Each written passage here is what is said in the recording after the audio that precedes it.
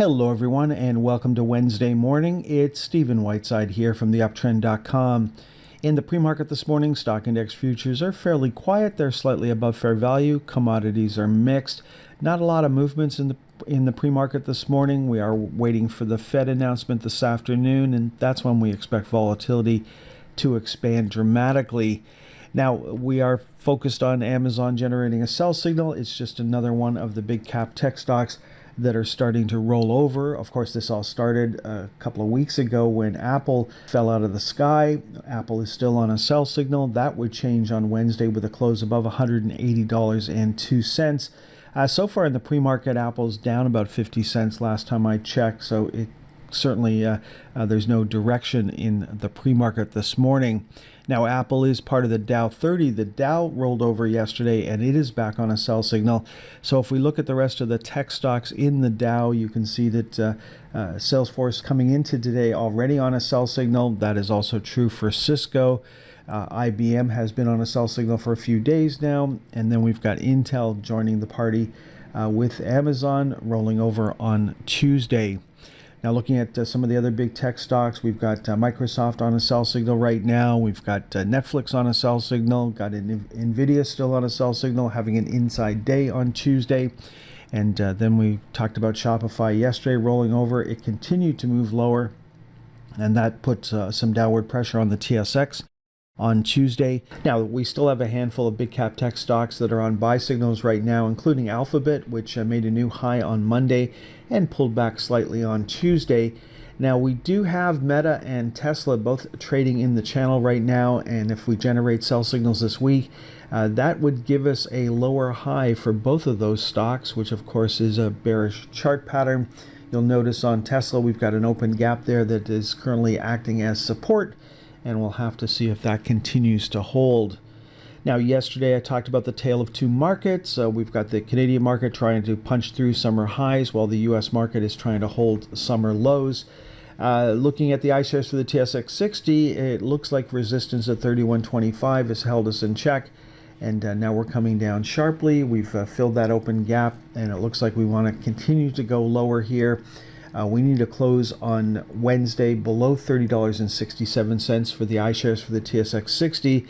Now, last week when this popped, I said I wasn't that confident in this up move because the market was being led higher by very defensive sectors, which don't usually lead the market anywhere. But that's what happened last week. And yesterday, it wasn't just tech stocks that pulled us back. We saw gold stocks trade back in the channel, and we saw energy stocks trade down to the lower channel line. So in both cases, we're still on buy signals coming into Wednesday's trading action, but that could certainly change on Wednesday.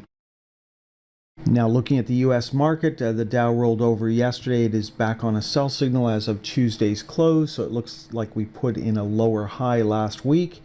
And we're a day or two away from retesting the summer lows, unlike the S&P 500 or the NASDAQ 100, which are both already on sell signals and certainly well above their August lows.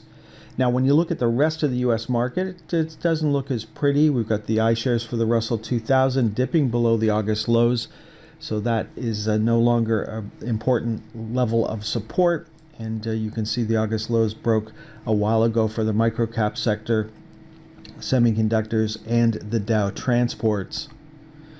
Now, Wednesday is going to be all about bond yields, and we saw bond yields move up on Tuesday for the 5-year, the 10-year, and the 30-year.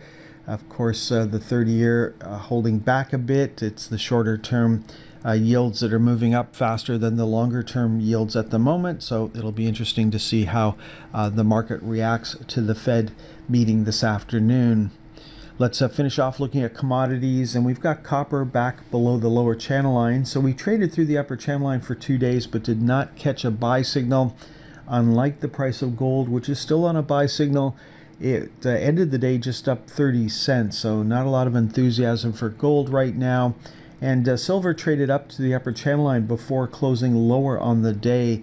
So on Wednesday, we're looking for a close above 23.70 to give us a buy signal for silver.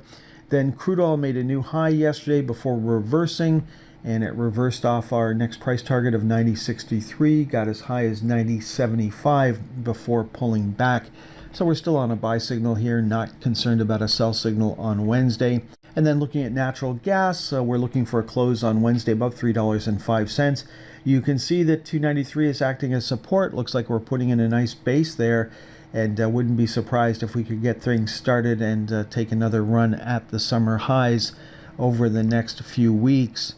Let's finish off looking at the VIX, and the VIX traded through the upper channel line for the second day in a row, but did not close above it. So on Wednesday, we're looking for a close above $14.59 to give us a buy signal. We're finding support here just above the 1250 level, and we've got resistance at 1875.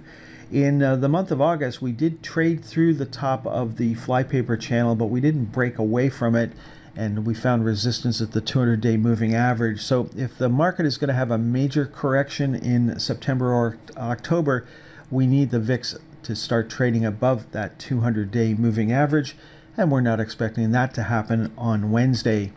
Okay, folks, that is all for this morning's presentation. Stock index futures are where I left them when I started the presentation.